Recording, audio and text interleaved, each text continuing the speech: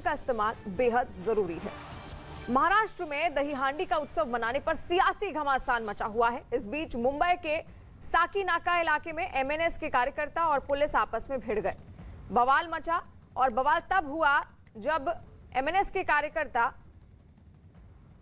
कार्यकर्ता साकीनाका में दही हांडी उत्सव मनाने पहुंचे थे, जिसका पुलिस ने अब विरोध किया और इसके बाद एमएनएस के कार्यकर्ता पुलिस वालों से भिड़ गए, जिसके बाद कई कार्यकर्ताओं को हिरासत में ले लिया गया। इससे पहले मुंबई पुलिस ने एक नोटिस जारी कर दही हांडी उत्सव का आयोजन करने वाले पर कड़ी कार्रवाई की बात कही और मुंबई पुलिस ने अपने नोटिस में कोरोना नियमों का हवाला देते हुए भीड़ जुटाने पर सख्त कार्रवाई की चेतावनी भी दी है। यानी कि लगातार अब महाराष्ट्र में सियासी घमासान मचता जा रहा है दही हांडी को लेकर, जहां पर बीजेपी, एमएनएस और वहीं शिवसेना आमने सामने है। जहां शिवसेना का यह कहना है कि दही हांडी उत्सव नहीं मनाया जाएगा, कोरोना प्रोटोकॉल का पालन किया जाएगा। महाराष्ट्र में उत्सव मनाने पर अब सियासी घमासान लगातार मचता हुआ दिख रहा है और इस बीच मुंबई के साकीनाका इलाके में एमएनएस के कार्यकर्ता और पुलिस आपस में भिड़ गए। बवाल तब हुआ जब रोक के बाद भी एमएनएस के कार्यकर्ता साकीनाका में दही हांडी उत्सव मनाने पहुंच गए, जिसका पुलिस ने विरोध किया। इसके बाद एमएनएस के कार्यकर्ता पुलिस वालों से भी भिड़ गए और जिसके बाद कई कार्यकर्ताओं को हिरासत में ले लिया गया। इससे पहले मुंबई पुलिस ने एक नोटिस जारी कर दही हांडी उत्सव का आयोजन करने वालों पर कड़ी कार्रवाई की बात कही। मुंबई पुलिस ने अपने नोटिस में कोरोना नियमों का हवाला देते हुए भीड़ जुटाने पर सख्त कार्रवाई की चेतावनी भी दी थी।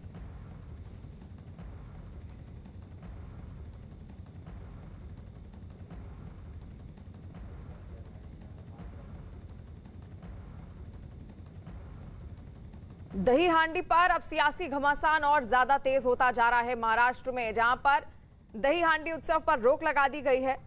शिवसेना सरकार वहां पर मौजूद है और कोरोना का हवाला देते हुए वहां पर दही हांडी उत्सव पर रोक जरूर लगाई गई है। लेकिन आपको बता दें,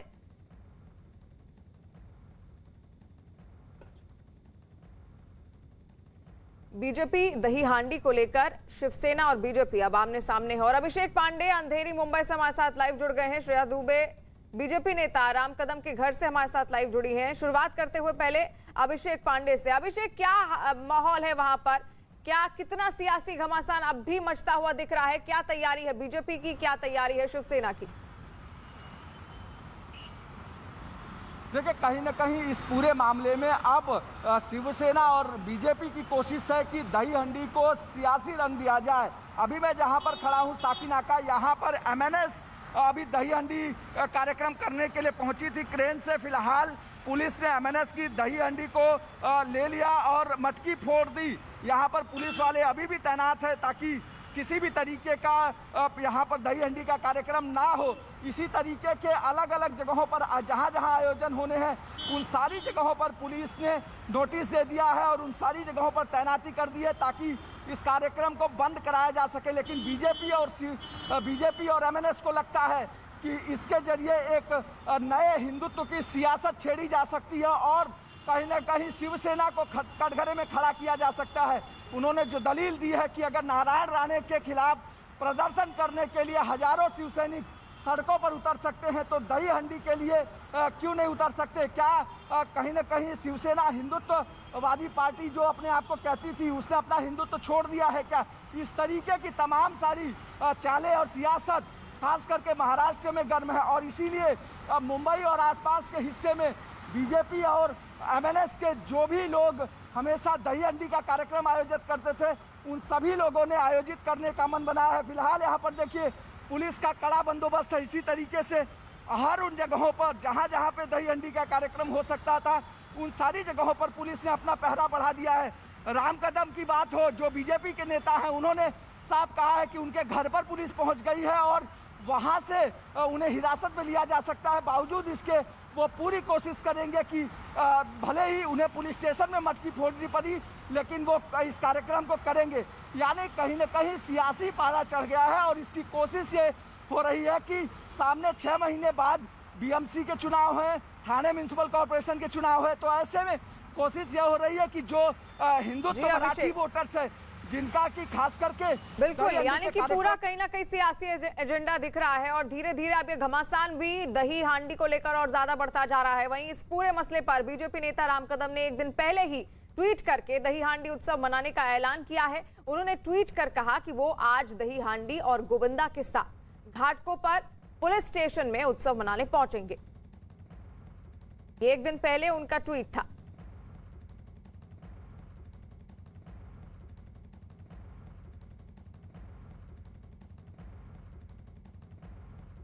कल पूरे महाराष्ट्र में बीजेपी ने अलग अलग मंदिरों के बाहर मंदिर खोलने की मांग को लेकर प्रदर्शन किया। ऐसे में राम कदम सिद्धिविनायक मंदिर जाना चाहते थे, लेकिन कल उनके घर पे ही पुलिस ने आके उनको रोकने की कोशिश की।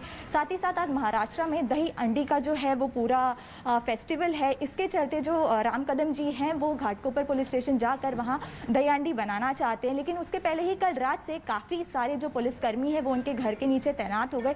ऐसे में हमारे साथ बीजेपी नेता राम कदम जी हैं, तो चलिए उनसे जानते हैं कि आखिरकार कैसे वो जो घाटकोपर पुलिस स्टेशन तक है वो पहुंचेंगे और दही हांडी बनाएंगे।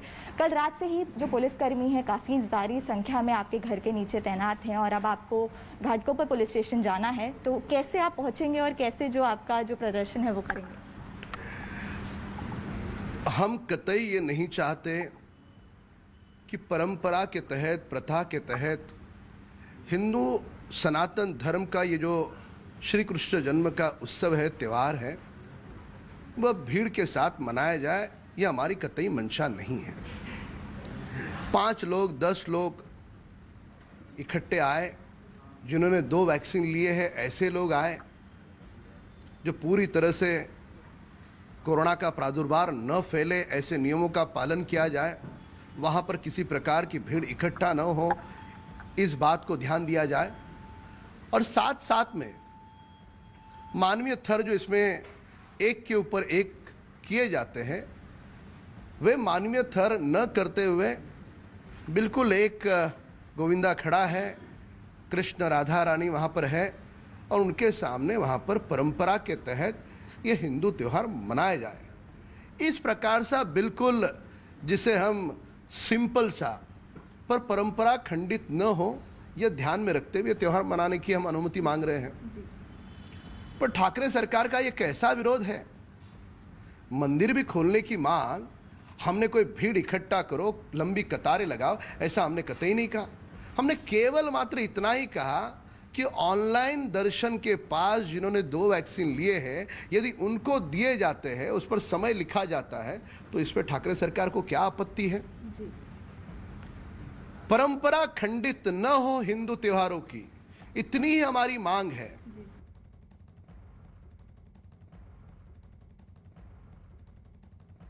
और दही हांडी पर सियासी घमासान लगातार बढ़ता जा रहा है। श्रेया दुबे हमारे साथ जुड़ गई हैं। श्रेया, आप क्या कहना है? बीजेपी का कल कई कार्यकर्ता हिरासत में भी लिए गए और पुलिस ने भी अब कार्रवाई की चेतावनी दे दी है। ऐसे में किस तरह अब तैयारी करेगी दही हांडी की बीजेपी?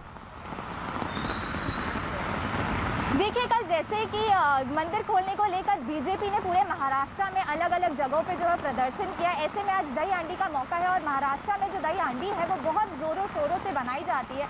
ऐसे में कोरोना महामारी को देखते हुए जो सरकार है उन्होंने दही हांडी है उसके लिए कई सारी गाइडलाइंस बनाई है और पब्लिक गैदरिंग के लिए बिल्कुल भी मना किया है। लेकिन बीजेपी के जो नेता राम कदम है उन्होंने फैसला लिया है कि आज वो घाटकोपर पुलिस स्टेशन जाकर जो है वो दही हांडी बनाना चाहते हैं। लेकिन उसके पहले ही कल रात से ही आप देख सकते हैं काफी सारे जो पुलिसकर्मी है वो उनके घर के बाहर तैनात है। अभी भी आप देख सकते हैं कितने सारे जो पुलिसकर्मी है उनके जो घर है उनके गेट पे जो है मौजूद है। साथ ही साथ जो पुलिसकर्मी है वो उनके घर पर भी जो है वो पहुंच चुके हैं और उनसे बातचीत कर रहे हैं, उनसे रोकने की कोशिश कर रहे हैं। आप देख सकते हैं कितनी सारी जो पुलिस वैन्स है वो यहाँ पर मौजूद है। 4 से 5 जो पुलिस वैन्स है वो मौजूद है, बड़े बड़े जो टेम्पोज है वो मौजूद है। 15-20 से ज्यादा जो पुलिसकर्मी है वो यहाँ पर मौजूद है। साथ ही साथ कई सारे जो पुलिसकर्मी है वो राम कदम के घर के पास चले गए हैं, उनसे वो विनती कर रहे हैं कि वो घाटकोपर के लिए ना निकले, नहीं तो उन्हें जो है वो गिरफ्तार कर दिया जाएगा।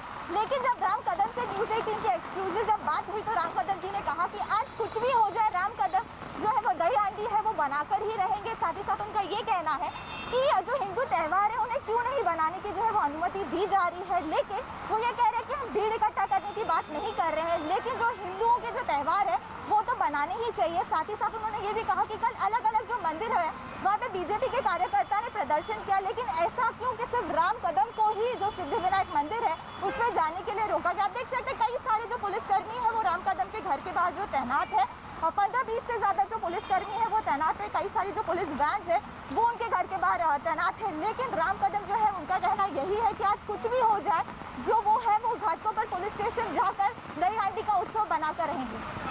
जी बिल्कुल, यानी कि लगातार अब सियासी घमासान और ज्यादा बढ़ता जा रहा है दही हांडी को लेकर, जहां पर बीजेपी और एमएनएस अड़ी हुई है कि वो दही हांडी मनाएंगी। वहीं शिवसेना सरकार जो है इस वक्त महाराष्ट्र में उसने दही हांडी पर पाबंदी लगाई हुई है। वहीं महाराष्ट्र में दही हांडी पर मचे घमासान के बीच केंद्रीय मंत्री नारायण राणे के बेटे और बीजेपी विधायक नीतेश राणे ने शिवसेना विधायक भास्कर जाधव के बेटे विक्रांत जाधव का एक वीडियो सोशल मीडिया पर जारी किया। नीतेश राणे की तरफ से जारी किए गए इस वीडियो में विक्रांत जाधव एक मंदिर में पूजा करते हुए दिखाई दे रहे हैं। वीडियो जारी करते हुए नीतेश राणे ने सवाल उठाया कि आम जनता के लिए मंदिर बंद और नेताओं के बेटों के लिए मंदिर खुले कैसे। सत्ते में बैठी हुई शिवसेना के विधायक के लड़के जाके अगर मंदिर खुला करके अगर पूजा कर रहे होंगे तो फिर आम लोगों के ऊपर ये बहुत बड़ा अन्याय महाराष्ट्र सरकार कर रही है। इस अन्याय के विरुद्ध भारतीय जनता पार्टी के तरफ हम तीव्र आंदोलन आने वाले समय में करने वाले हैं। और अभिषेक हमारे साथ जुड़े हुए हैं। अभिषेक, जो वीडियो जारी किया गया है नीतेश राणे द्वारा जिसमें जो विक्रांत जाधव है वो पूजा पाठ करते हुए दिखाई दे रहे हैं, कितनी सच्चाई है इस वीडियो की, क्या सच्चाई है? देखिए, वीडियो शेयर किया गया है सोशल मीडिया पर और ये शेयर किया है खुद नीतेश राणे ने, और जिस तरीके से कोविड के प्रोटोकॉल का हवाला देकर पिछले दिनों नारायण राणे को कहीं ना कहीं उनके खिलाफ मामला दर्ज किया गया और उसके बाद एक सियासी घमासान हुआ महाराष्ट्र में, उसके बाद इस तरीके का वीडियो जो जारी हुआ है। अब हालांकि ये पुख्ता अभी तक ये नहीं तय हो पाया है कि क्या ये अभी हाल का वीडियो है या फिर आगे कभी का वीडियो है, क्योंकि इसकी सच्चाई तो नीतेश राणे या खुद भास्कर जाधव या उनके बेटे बता सकते हैं कि एग्जैक्ट वो वीडियो कब का है। लेकिन अगर इस तरीके का वीडियो शेयर हुआ है तो निश्चित तौर पर महाराष्ट्र में एक सवाल तो सरकार के ऊपर बनता है कि लगातार सरकार कह रही है कि मंदिर में जाने की बजाय घर पर पूजा पाठ करें और घर पर ही रहें। तो ऐसे में अगर किसी विधायक के बेटे और ख़ास करके भास्कर जाधव उस समय काफ़ी चर्चा में थे जब ये इनके साथ बीजेपी के लोगों का हाल में विधानसभा के भीतर झगड़ा हुआ और उसमें 18 बीजेपी विधायकों को सस्पेंड कर दिया गया। उसके बाद से भास्कर जाधव काफ़ी चर्चा में रहे हैं और उनके बेटे के द्वारा अगर इस तरीके से कोविड की गाइडलाइन का उल्लंघन किया जाएगा तो निश्चित तौर पर सवाल महाराष्ट्र की जनता भी पूछेगी। लेकिन इस वीडियो की सच्चाई को लेकर अभी हम कुछ नहीं कर सकते, क्योंकि ये वीडियो कब का है और किस मंदिर से निकाला गया है, जब तक ये सारी चीज़ें सामने नहीं आ जाएगी और खुद भास्कर जाधव की तरफ से सफाई नहीं आती है तब तक इस पर क्या पाना। जी अभिषेक, यानी कि इसकी सच्चाई, असल सच्चाई जो है वीडियो आखिर कब का है ये इसकी कोई पुष्ट जानकारी नहीं है और नीतेश राणे या फिर जाधव ही बता सकते हैं कि आखिर इस वीडियो में कितनी सच्चाई है और वीडियो कब का है। वहीं दही हांडी उत्सव मनाने और राज्य के मंदिरों को खोलने की मांग पर उद्धव सरकार और विपक्ष आमने सामने है। बीजेपी और एमएनएस दही हांडी उत्सव मनाने और मंदिरों को खोलने की मांग करते हुए सरकार के विरोध में सड़क पर उतर आए हैं। 30 अगस्त को इसी मुद्दे पर बीजेपी और एमएनएस के कार्यकर्ताओं ने राज्य के अलग अलग शहरों में मंदिरों के बाहर जोरदार प्रदर्शन किया। इसी से जुड़ी 5 तस्वीरें आपके सामने हैं। ये वो 5 तस्वीरें हैं जहां पर बीजेपी ने और एमएनएस ने जगह जगह धरना प्रदर्शन किया है, क्योंकि महाराष्ट्र में अब भी मंदिर नहीं खुले हैं और ना ही दही हांडी के उत्सव मनाने की वहां पर इजाजत दी गई है। और ऐसे में ये तस्वीरें जो आप देख रहे हैं ये बीजेपी और एमएनएस के प्रदर्शन की तस्वीरें हैं जो 30 अगस्त की हैं, यानी कि कल की हैं। कल जन्माष्टमी का त्योहार भी था और ऐसे में बीजेपी और एमएनएस की ओर से दही हांडी मनाने की मांग की जा रही थी लगातार।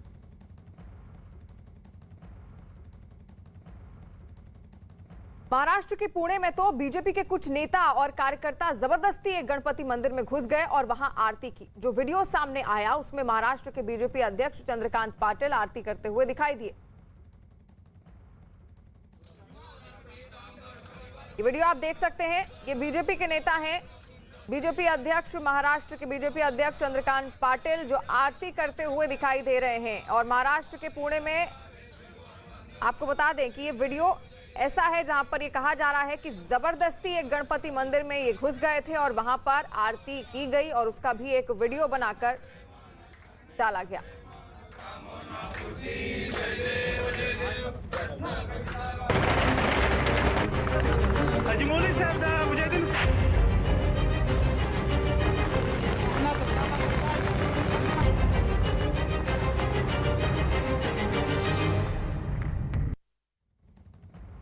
अमेरिका का मिशन काबुल आखिरकार खत्म हो गया है। अमेरिका ने तालिबान की डेडलाइन से पहले ही अफगानिस्तान छोड़ दिया है। अमेरिकी सेना के आखिरी विमान ने देर रात काबुल के हामिद करजई एयरपोर्ट से उड़ान भरी। इसके साथ ही अमेरिका की अफगानिस्तान में 20 साल की सैन्य मौजूदगी का अंत हो गया है।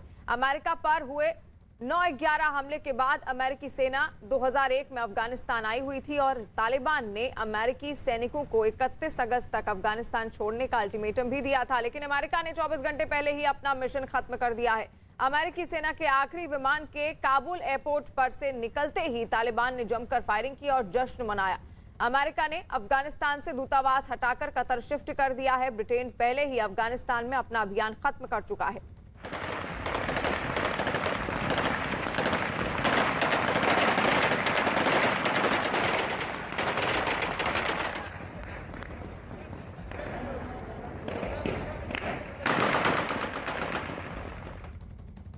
I'm here to announce the completion of our withdrawal from Afghanistan and the end of the military mission to evacuate American citizens, third country nationals, and vulnerable Afghans.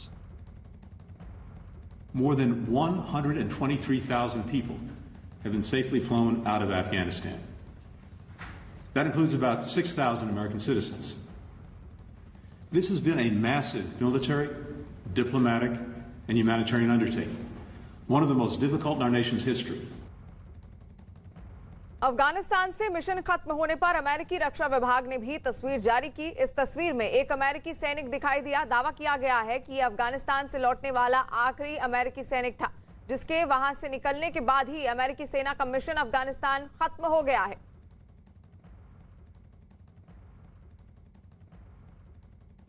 Afghanistan से अमेरिकी सेना के लौटने को तालिबान ने आजादी का दिन बताया। अमेरिकी सैनिकों के जाने के बाद काबुल एयरपोर्ट से कुछ और तस्वीरें सामने आई। इन तस्वीरों में तालिबान के लड़ाके एयरपोर्ट पर घूमते हुए नजर आए। पूरे एयरपोर्ट पर तालिबान लड़ाके तैनात दिखे। तालिबान ने दावा किया कि काबुल एयरपोर्ट पर अब पूरी तरह से उनका कब्जा हो गया है। पैगामदारी चटकान मखवी तैयारी मारिया दस खराब पुलिस ज़्यादा कर मुसलमान तैयारी जाला पाक इकरार खत्म किया। अल्हम्दुलिल्लाह अल्हम्दुलिल्लाह अल्हम्दुलिल्लाह राज मुबारक मुसैदद। अफगानिस्तान में अमेरिकी मिशन के खत्म होने पर राष्ट्रपति जो बाइडेन ने भी एक बयान जारी किया। उन्होंने कहा कि अफगानिस्तान में 20 साल की अमेरिकी सैन्य मौजूदगी खत्म हो गई है। मुश्किल वक्त में बेजोड़ साहस के लिए सेना का शुक्रिया अदा किया। अमेरिकी राष्ट्रपति ने पिछले 17 दिनों से अफगानिस्तान से लोगों को निकालने के लिए अभियान को अमेरिकी इतिहास का सबसे बड़ा एयरलिफ्ट बताया। बाइडेन ने दावा किया कि इस दौरान 1,20,000 अमेरिकी नागरिकों और सहयोगियों को निकाला गया। बाइडेन ने यह भी उम्मीद जताई कि तालिबान ने जो वादे किए हैं उसे वो निभाएंगे। इसके अलावा उन्होंने काबुल हमले में शहीद 13 सैनिकों को भी श्रद्धांजलि दी है। अफगानिस्तान से सेना हटाने के फैसले पर जो बाइडेन आज दोपहर अमेरिकी जनता को संबोधित भी करेंगे।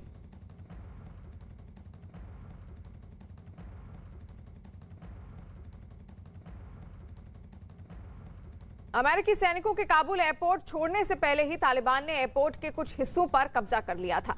तालिबान के कमांडर ने सोशल मीडिया पर इसका एक वीडियो भी शेयर किया, जिसमें इस कमांडर के पीछे एक अमेरिकी विमान रनवे पर दौड़ता हुआ दिखाई दिया। इस वीडियो में तालिबानी कमांडर ने दावा किया है कि इस एयरपोर्ट पर तालिबान ने कब्जा कर लिया है।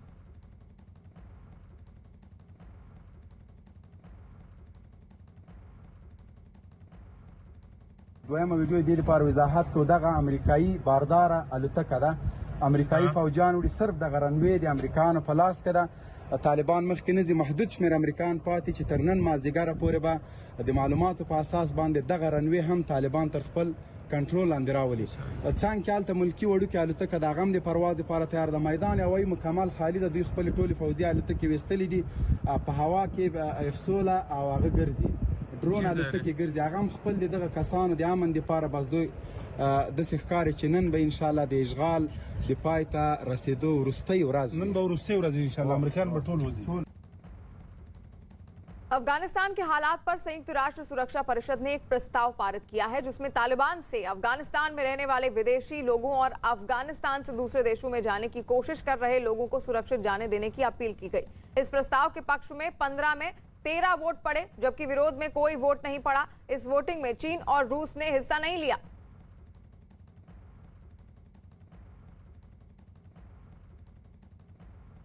Today's resolution also highlights the importance of upholding human rights, in particular in the case of women, children, and minorities.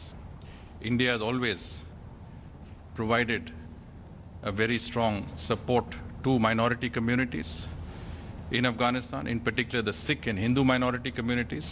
And I think the resolution in that sense has indicated a need for developing a safe zone for the passage of travelers in and out of Kabul airport. इसी बीच Pakistani cricket team के पूर्व कप्तान और allrounder Shahid Afridi ने तालिबान की खुलकर तारीफ की है। शाहिद अफरीदी का कहना है कि इस बार चीजें काफी बदली हुई नजर आ रही हैं। तालिबान औरतों को काम करने दे रहा है और क्रिकेट को भी पसंद कर रहा है। अफरीदी इससे पहले भी तालिबान को लेकर सकारात्मक बयान दे चुके हैं। आए हुए हैं इस वक्त और बड़े पॉजिटिव फ्रेम ऑफ माइंड के साथ आए हुए हैं। ये चीज़ हमें पहले नज़र नहीं आई और माशाल्लाह ये चीज़ें बड़ी ज़बरदस्त पॉजिटिविटी की तरफ चीज़ें नज़र आ रही हैं कि लेडीज़ को काम करने की इजाज़त, पॉलिटिक्स में बाकी जॉब्स की तरफ उनको मतलब इजाज़त है। एंड देन क्रिकेट को सपोर्ट कर रहे हैं। क्रिकेट सीरीज हो जाती, लेकिन श्रीलंका में मेरे ख्याल में कोविड की सिचुएशन ठीक नहीं थी, जिसकी वजह से सीरीज नहीं हुई। तो मैं समझता हूँ कि तालिबान क्रिकेट को बहुत ज्यादा पसंद करते हैं।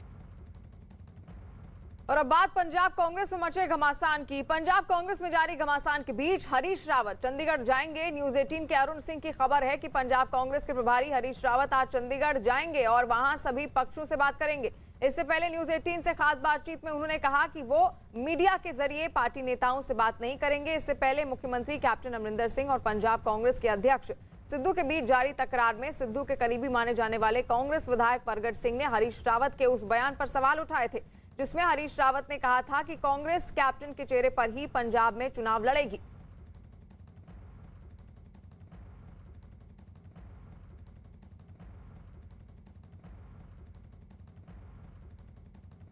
पंजाब कांग्रेस में नए विवाद की शुरुआत 25 अगस्त को हरीश रावत के दिए बयान के बाद 29 अगस्त को परगट सिंह के इस पर जवाब के साथ शुरू हुई। आपको दोनों नेताओं के बयान सुनाते हैं जिसकी वजह से पंजाब कांग्रेस में नई कलाप सामने आ गई है। पंजाब में कांग्रेस के पास लोगों की कमी नहीं है और वो सब लोग सामूहिक तरीके से आगे चुनाव में कैसे जीता जाए उसके लिए काम करेंगे। ये एक अवसर आया है, एक बात आई है, इसका समाधान निकाल लिया जाए। मैं अभी हमने सीएम के फेस के विषय में कुछ कहा है और सत्यता ये है हम अमरिंदर सिंह जी के नेतृत्व में ही 2022 में चुनाव में जाएंगे। मिसेस सोनिया गांधी जी और राहुल गांधी जी ਦੀ ਅਗਵਾਈ ਵਿੱਚ ਲੜੀਆਂ ਜਾਣਗੀਆਂ। ਇਹ ਤਾਂ ਹੁਣ ਰਾਵਤ ਜੀ ਦੱਸ ਸਕਦੇ ਆ ਵੀ ਇਹ ਜਿਹੜੀਆਂ ਚੋਣਾਂ ਜਿਹੜੀਆਂ ਉਹ ਕੈਪਟਨ ਅਮਰਿੰਦਰ ਸਿੰਘ ਦੇ ਜੇ ਉਹਨਾਂ ਦੀ ਅਗਵਾਈ ਦੇ ਵਿੱਚ ਲੜਨੀਆਂ ਤੇ ਡਿਸੀਜਨ ਕਦੋਂ ਹੋਇਆ। हरीश रावत पर परगट सिंह के पलटवार के बाद पंजाब कांग्रेस का सुलझता दिख रहा मामला एक बार फिर अब उलझ गया है और उसके बाद पंजाब कांग्रेस के प्रभारी हरीश रावत ने चंडीगढ़ जाने का ऐलान किया। पंजाब कांग्रेस में विवाद खत्म होने का नाम नहीं ले रहा है। अब जो सीनियर विधायक वहां पर परगट सिंह है उनका ये कहना है कि जब बात ये तय हुई थी कि राहुल गांधी सोनिया गांधी के नाम पे इलेक्शन होगा तो ऐसे में अमरिंदर सिंह के नाम पे इलेक्शन क्यों होगा, और हरीश रावत जी ने कैसे ये बात तय कर दी कि अमरिंदर सिंह के नाम पे इलेक्शन होगा। इसको लेकर पंजाब में फिर से राजनीति गरमाई है। मेरे साथ हरीश रावत मौजूद है, उनसे पूछते हैं। सर, परगट सिंह ने फिर इस पर ऐतराज जताया कि आपने कैसे किया। मैं पार्टी के लोगों से मीडिया के माध्यम से संवाद नहीं करता क्योंकि एक गलत परंपरा हो जाएगी। इतना ज़रूर है कि राहुल जी सोनिया जी के नाम से तो हम और प्रियंका जी के नाम से चुनाव लड़ेंगे ही लड़ेंगे। वो तो हमारी पहचान है, वो हमारे नेता हैं। और हम जो स्थानीय पहचाने हैं जैसे कैप्टन अमरिंदर सिंह हैं और नवजोत सिंह सिद्धू जी हैं, इन सब के नाम पर भी लड़ेंगे।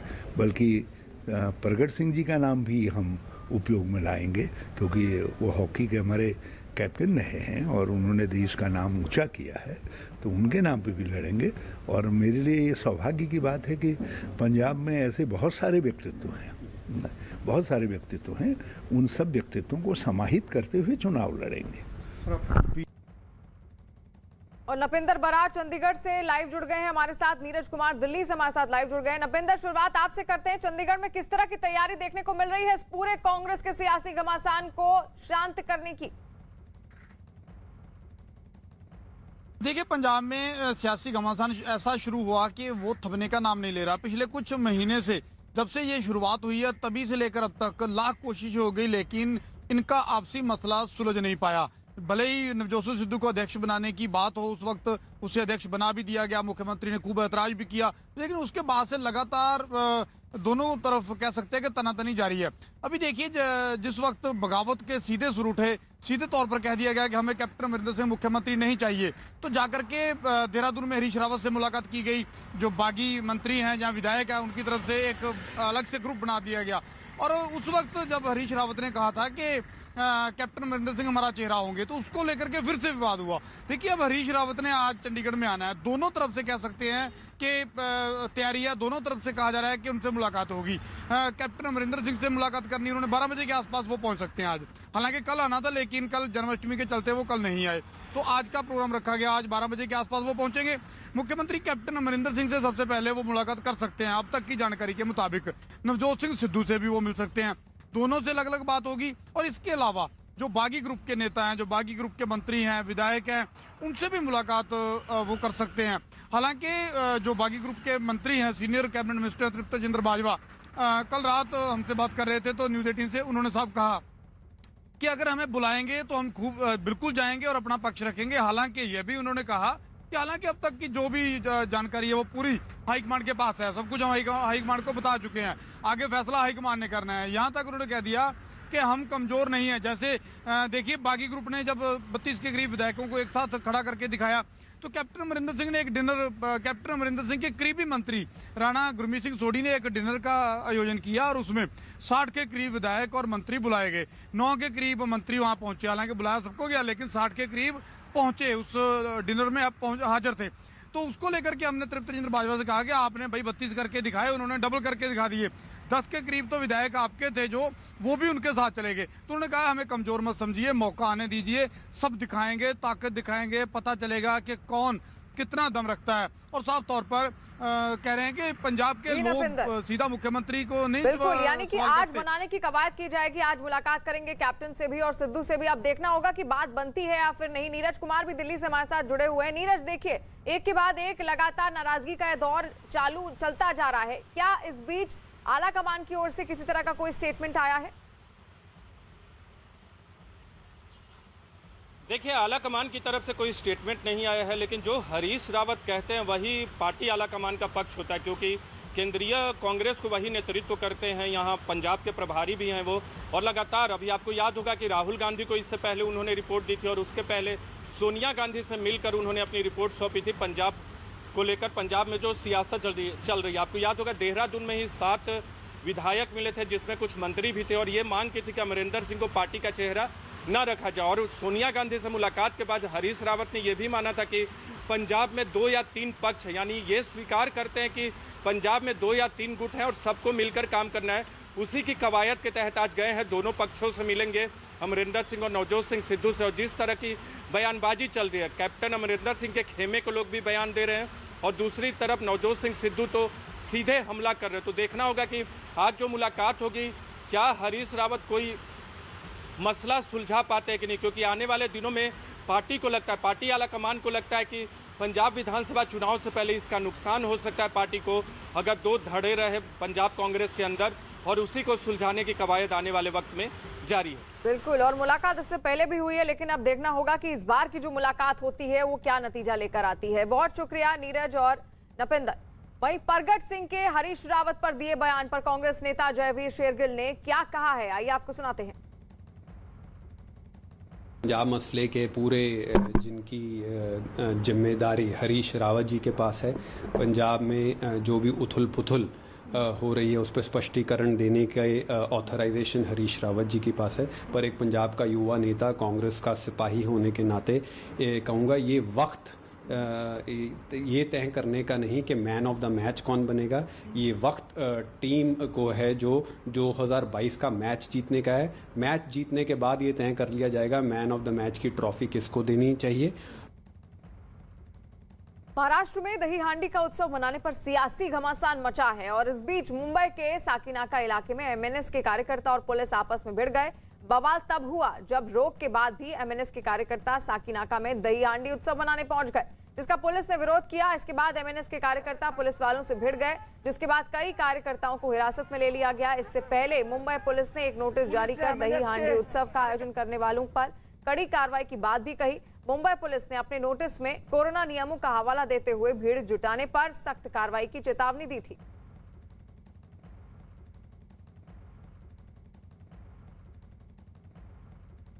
एमएनएस के लोग दही हंडी लेकर पहुंचे हैं साकीनाका जंक्शन पर। यहां पर दही हंडी लगाने के लिए क्रेन पर चढ़े हुए हैं। पुलिस ने पहले ही मना किया हुआ है कि कोई भी दही हंडी लगाने का कार्यक्रम नहीं होगा। उसके बावजूद भी एमएनएस के लोग पहुंचे हैं। दादा ये बताइए कि अभी पुलिस ने नोटिस दिया है कि दही हंडी नहीं लगा सकते, फिर भी आप लोग यहाँ दही हंडी लगाने पहुंचे हैं। भाई पुलिस अपना काम कर रही है, हम हमारे राज साहब का आदेश मान रहे हैं। साहब ने बोला, राज साहब ठाकरे ने बोला हिंदू सन जल्लोष में साजरे करने का, मनाने का, तो हम उसका काम कर रहे हैं। क्योंकि महाविकास आघाड़ी सरकार जो है, उद्धव ठाकरे सरकार है, वो हिंदुओं के त्योहार को रुकाने की कोशिश कर रहे हैं और महाराष्ट्र नवनिर्माण सेना कदापि रुकेगा नहीं। लेकिन लगातार पुलिस कह रही है कोरोना बढ़ रहा है, सरकार कह रही है कोरोना बढ़ रहा है। नहीं, कोरोना खाली हिंदू त्योहार आते तभी बढ़ता है क्या? 8 दिन आगे जब शिवसेना के कार्यकर्ते रास्ते पे हजार उतरे थे तभी कोरोना नहीं था क्या? तभी कोरोना किधर गया था? बिल्कुल, जिस तरीके अगर पुलिस आपको हिरासत में लेती है तो आप कैसे इसको दही हंडी लगाएंगे? कुछ नहीं, पुलिस अपना काम करेगी, हम हमारा काम करेंगे। पुलिस खुद का काम करे, हम हमारा काम करेंगे। बिल्कुल, एमएनएस के लोगों को आप देखिए कि क्रेन पर चढ़े हुए हैं और क्रेन लेकर ही पूरा आए हुए हैं। यहाँ पर दही हंडी आपको साफ दिखाई पड़ रही है कि एमएनएस के लोग दही हंडी लगाने के लिए साकीनाका जंक्शन पर पहुंचे हुए हैं। क्रेन पर चढ़कर ये पूरा दही हंडी कार्यक्रम कर रहे हैं। हालांकि कार्यकर्ताओं को पुलिस लगातार हिरासत में ले रही है, उसके बावजूद भी एमएनएस के लोग दही हंडी लेकर के क्रेन पर चढ़े हुए साकीनाका जंक्शन पर पहुंचे हैं और यहाँ पर कोशिश कर रहे हैं कि दही हंडी फोड़ने के लिए। सीधा तौर पर उन्होंने कहा है कि शिवसेना जब रास्ते पर उतरती है तब कोरोना नहीं होता है और दही हंडी के कार्यक्रम को लेकर के पुलिस और सरकार कोरोना का हवाला देती है, जो गलत है, और वो लोग दही हंडी का कार्यक्रम करके रहेंगे। राज्य सरकार ने कोरोना की तीसरी लहर की आशंका को देखते हुए दही हांडी उत्सव मनाने पर रोक लगा दी है, लेकिन इसके बाद भी एमएनएस और बीजेपी उत्सव मनाने पर जुटी हैं। दो तस्वीरें आपके सामने हैं। पहली तस्वीर में मुंबई के साकीनाका इलाके में एमएनएस के कई कार्यकर्ता एक क्रेन में हांडी बांधकर उत्सव मनाने पहुंचे हैं। दूसरी तस्वीर उन एमएनएस कार्यकर्ताओं की है जिन्हें पुलिस हिरासत में लिया गया है। ये दो तस्वीरें आप देख सकते हैं किस तरह महाराष्ट्र में दही हांडी को लेकर, दही हांडी उत्सव पर सियासी घमासान मचा हुआ है। ये उसी की तस्वीरें हैं जहां पर दही हांडी उत्सव महाराष्ट्र सरकार की ओर से उस पर पाबंदी लगाई गई है, लेकिन एमएनएस और बीजेपी का यह कहना है कि वो किसी भी तरह से दही हांडी का ये उत्सव जरूर मनाएंगे। और वही ये तस्वीरें हैं जहां पर पहली तस्वीर में आप देख सकते हैं किस तरह तैयारी की गई है, दही हांडी मनाने की क्रेन लेकर आया गया है, और दूसरी तस्वीर में नेताओं को, जो कार्यकर्ता हैं, उनको हिरासत में लिया गया है।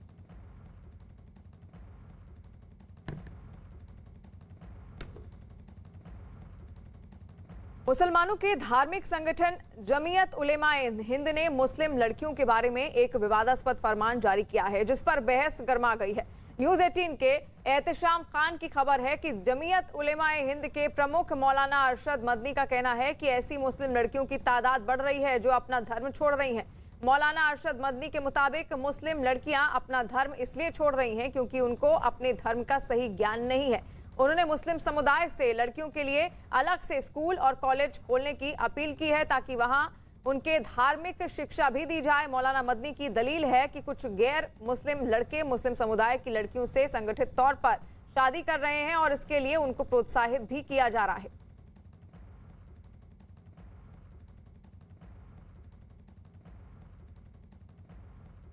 और एहतशाम खान हमारे साथ फोन लाइन पर जुड़ गए हैं। एहतशाम, और क्या जानकारी निकलकर सामने आ रही है? एहतशाम, आवाज आप तक पहुंच पा रही है? जी जी। उन्होंने खास तौर पर इस बात पर चर्चा की है कि काफी तादाद में जो मुस्लिम लड़कियां हैं वो अपना धर्म छोड़ रही हैं और उसकी वजह वो ये देखते हैं कि लड़के लड़कियां एक साथ पढ़ाई कर रहे हैं, ये एक वजह हो सकती है। और उन्होंने कहा कि एक ऑर्गेनाइज तरीके से कैंपेन भी चल रहा है जिसमें मुस्लिम लड़कियों को उनका धर्म छोड़ने के लिए कहा जा रहा है। तो इसके जवाब में उन्होंने ये सोल्यूशन दिया है जमीयत उलमा हिंद ने कि मुसलमानों को और गैर मुस्लिमों को भी, दोनों को, लड़कियों के लिए अलग शिक्षा संस्थान होने चाहिए और उनको धर्म की तालीम दी जानी चाहिए। अगर अपने अपने धर्म की तालीम दी जाएगी तो वो अपना धर्म नहीं छोड़ेंगी। तो ये एक विचारधारा के साथ जमीयत उलमा हिंद ने एक अपील जारी किया है जिसमें मुसलमानों को भी और गैर मुसलमानों से भी ये मांग की गई है, अपील की गई है। जी बिल्कुल।